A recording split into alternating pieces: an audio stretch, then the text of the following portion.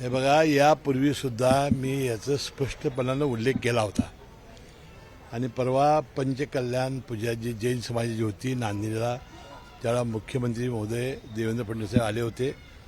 मी आणि ते गाडीनं गेलो, गाडीनं एकत्र आलो. त्यावेळेला ह्या शक्तिपीठ मार्गाची सविस्तर चर्चा झाली. कोल्हापूर जिल्ह्यामध्ये शक्तिपीठ रस्ता होणार नाही हे मी अनेक वेळा तुम्हाला सांगितलेलं. कसलीही अधिसूचना निघाली, काही निघाली, त्यात कोल्हापूर असणार नाही. आता त्यांनी मला एक विचारलं होतं की सांगलीपर्यंत शेतकऱ्यांचा विरोध नाही. आता जिथे शेतकऱ्यांचा विरोध नाही तिथं आम्हाला विरोध करायची गरज नाही, तिथं पण झाला. आता सांगलीच्या पुढं गोव्याला कसं जायचं असं ते मला विचारत होते. तर मी त्यांना सांगितलं सांगलीपासून आता कोल्हापूर ते सांगली हा रोड होतोय, नवीन आज टेंडर निघालेला आहे. तिथून ते कोल्हापूरपर्यंत येईल रस्ता. त्यानंतर हायवेनं शंकेश्वर मार्गे जाईल सर गोव्याला, त्याचा रस्ता सुचवलेला आहे आणि त्या रस्त्यानं गोव्याला सांगलीपासून इथपर्यंत आलेले लोक पुढे जातील. रिअलाइनमेंट होणार हे फिक्स आहे 100%. कोल्हापूर जिल्हा त्यात नसेल. तुम्ही वारंवार याबद्दल स्पष्टीकरण दिलेलं आहे. नाही, आत्मविश्वासाने दिलेला आहे. कोल्हापूर जिल्हा नसेल म्हणता की सुपीक जमीन नसेल. कोल्हापूर जिल्हा नसेल. तुम्ही वारंवार हे सांगितलेलं आहे की मी वारंवार सांगितलेलं आहे. तो जमीन ॲक्विजिशनचं डिनोटिफिकेशन केलेलं तुम्हाला कागदही दिलेला आहे. त्यामुळे त्यातले संबंध विषय संपलेला आहे.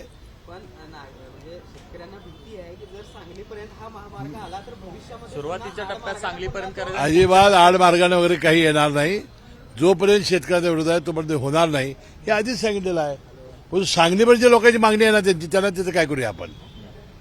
त्यांची जर मागणी असेल आणि त्याला पाहिजे असेल तर आपण अडवणारे कोण. आणि म्हणून मी त्याला रस्ता सांगितला ना, सांगलीपर्यंत आल्यानंतर सांगली टू कोल्हापूर आता नवीन रस्ता होतोय. कोल्हापूरपासून हायवेला जोडायचा, तो सरळ आंबोली मार्गे जाईल, शंकेश्वर मार्गे आंबोली टू गोवा. म्हणजे आंबोलीला गोव्याला जाणाऱ्या लोकांची काही अडचण होणार नाही. संतोष देशमुख आहेत, त्यांचा जे भाऊ आहे त्या भावांनी आज आंदोलन केलं, टाकीवर चढून आंदोलन केलं की हे सगळे मारेकऱ्यांना पकडण्यात आलेले नाही किंवा या संदर्भातली कारवाई आहे ती झालेली नाही. टाकीवर चढून आत्महत्या करण्याचा प्रयत्न किंवा तशा पद्धतीचं आंदोलन. मी काही त्याची आज माहिती घेतलेली नाही. परंतु मुख्यमंत्र्यांनी उपमुख्यमंत्र्यांनी सातत्याने सांगितलेलं आहे की जे दोषी असतील त्यांना कडक आम्ही शासन करू. सगळे जवळजवळ आता आरोपी अटक झाले आहे. एकटाच वेळा राहिलेला आहे, त्यालाही लवकर अटक होईल. आणि मला वाटतं की मकोकाही लावण्यात आलेला आहे.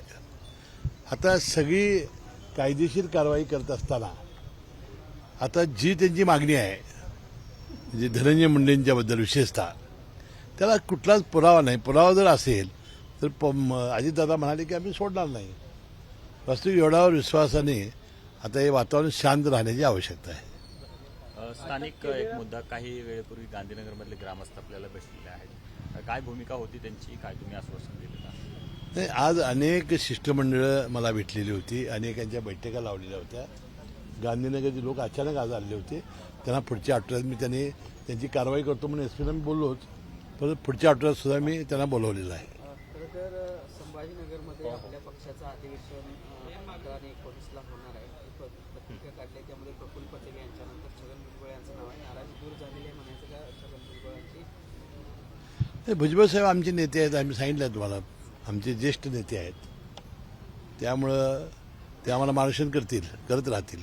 लाडक्या बहिणींचे पैसे काढून घ्यावे लागतील. ज्यांना जादा पैसे दिलेले आहेत त्यांचे पैसे आता परत घेण्यात काय अर्थ नाही, पण ते थांबवावे लागतील आणि त्यांचे अर्ज मागे घेण्यात यावे असं कोण म्हणाला? भुजबळ भरत गोगावले यांनी सुद्धा त्या संदर्भात स्पष्टीकरण दिलेलं आहे. ज्यांच्या घरात नाही, आमचं मत तसं होतं किंवा एखाद्या टाटा बिर्ला अदानी यांच्या घरातल्याच एखाद्या महिलेनं जर केलं त्यांना कसं देता येईल.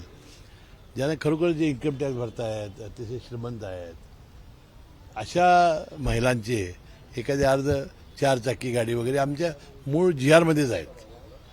आणि त्यांचं जरी आता कमी झालं तर काय वसूल करायचं नाही असा आपला निर्णय झालेला आहे.